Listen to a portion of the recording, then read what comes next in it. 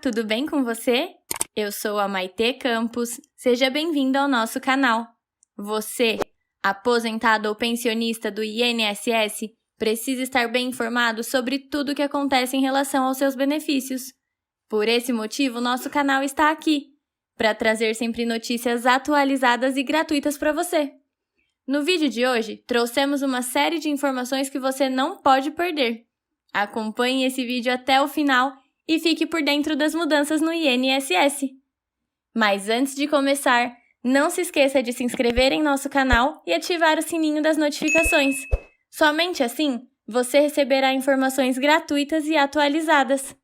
Deixe também o seu joinha e faça seus comentários. Comente aqui embaixo de qual cidade e estado você está assistindo. Vamos lá?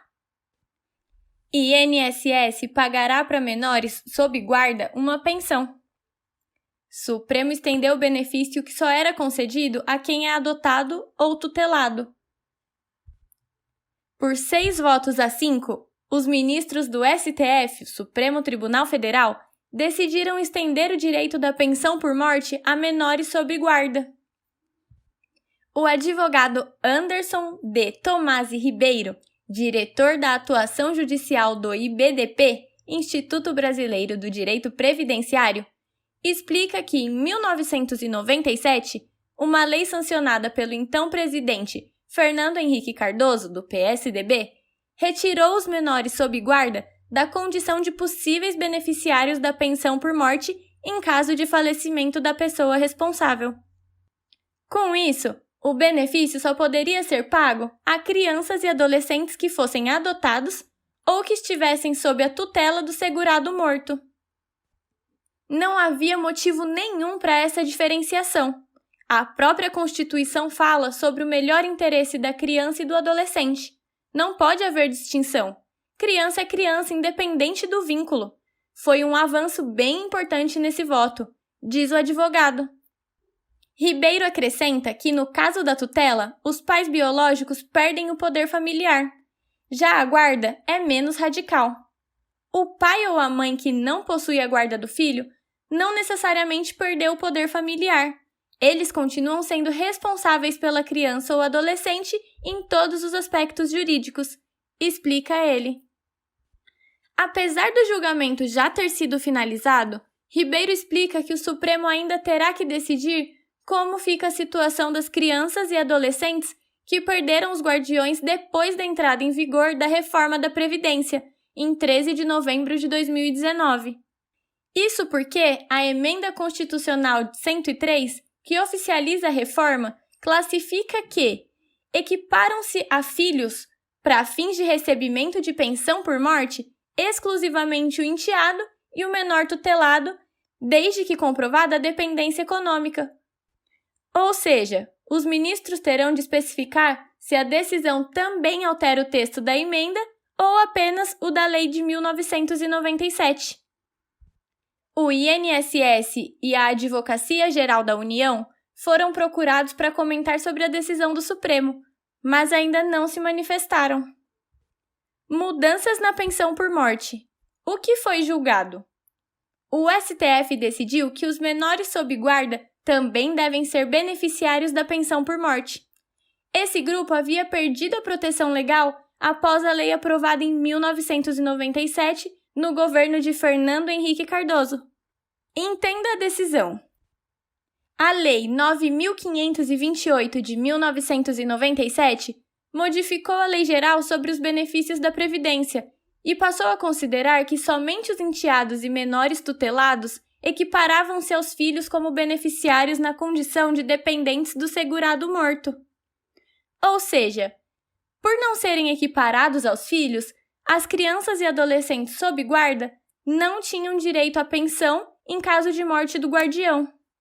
Por 6 votos a 5, o STF entendeu que os menores sob guardas devem ser equiparados aos filhos e, portanto, podem receber também a pensão por morte. O que ainda precisa ser resolvido? Se a decisão vale para os óbitos ocorridos após a reforma da Previdência, que entrou em vigor em 13 de novembro de 2019. Conheça as diferenças. Tutela é concedida quando há suspensão ou perda do poder familiar pelos pais. O poder familiar é um conjunto de deveres e direitos que apenas os pais detêm sobre os filhos, e quando por algum motivo esse poder familiar é retirado dos pais, a criança ou adolescente é entregue em tutela para terceiros. Esse terceiro pode ser o Estado ou alguém da família. A perda do poder familiar pelos pais pode ocorrer por decisão judicial ou em razão da morte dos mesmos. A guarda é uma medida jurídica menos abrangente e radical do que a tutela. O pai ou a mãe que não possui a guarda do filho não necessariamente perdeu o poder familiar. Eles continuam sendo responsáveis pela criança ou adolescente em todos os aspectos jurídicos. Valor do benefício. Após a reforma da Previdência, o cálculo da pensão por morte mudou. Ele é de 50% do valor da aposentadoria recebida pelo segurado que morreu. Caso não fosse aposentado, o INSS paga 50% do benefício por invalidez a que ele teria direito, mais 10% do valor por dependente, incluindo o cônjuge, até o limite de 100%. Por exemplo, se a pessoa ganhava uma aposentadoria de R$2.000 e tinha 2 dependentes, a pensão recebida pela família após a morte será de 70% do valor do benefício, ou seja, R$ 1.400. Fonte: Mix Vale. E mais uma notícia! Saiba como fazer a abertura da CAT no INSS esse ano. Serviço para o trabalhador ou a empresa comunicar um acidente de trabalho ou de trajeto, bem como uma mudança ocupacional.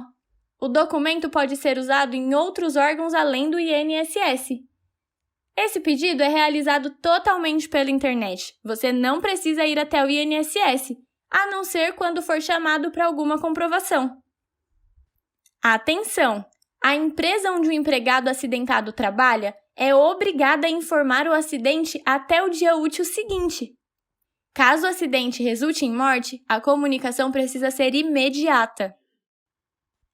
Caso a empresa não cumpra essa obrigação, podem registrar a CAT o próprio trabalhador, dependentes do empregado, entidades sindicais, médicos e autoridades públicas.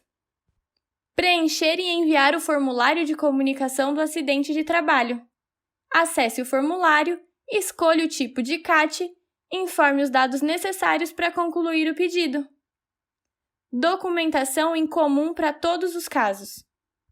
Informações do empregador, como, por exemplo, razão social ou nome, tipo e número do documento, CNAE, endereço, CEP e telefone. Informações do empregado acidentado, como dados pessoais, salário, número da carteira de trabalho, identidade, NIT, PIS/PASEP, endereço, CEP, telefone, CBO e área. Dados sobre o acidente, dados sobre a ocorrência policial, se houver. Saiba como solicitar o extrato de contribuição no INSS. Pedido feito pelo aplicativo ou site do Meu INSS, o documento sai na hora. Já com agendamento na agência, o documento é entregue ao final do atendimento. Em caso de dúvidas, você pode ligar na Central 135. Para mais informações ou dúvidas sobre esse serviço, você pode entrar em contato, ligando na Central de Atendimento do INSS no 135, onde o serviço é disponível de segunda a sábado, das 7 às 22 horas, no horário de Brasília. Fonte: Mix Vale. Então, o que você achou desse conteúdo? Espero que você tenha gostado. Para mais notícias como estas, não se esqueça de se inscrever em nosso canal e ativar o sininho das notificações. Obrigada e até logo!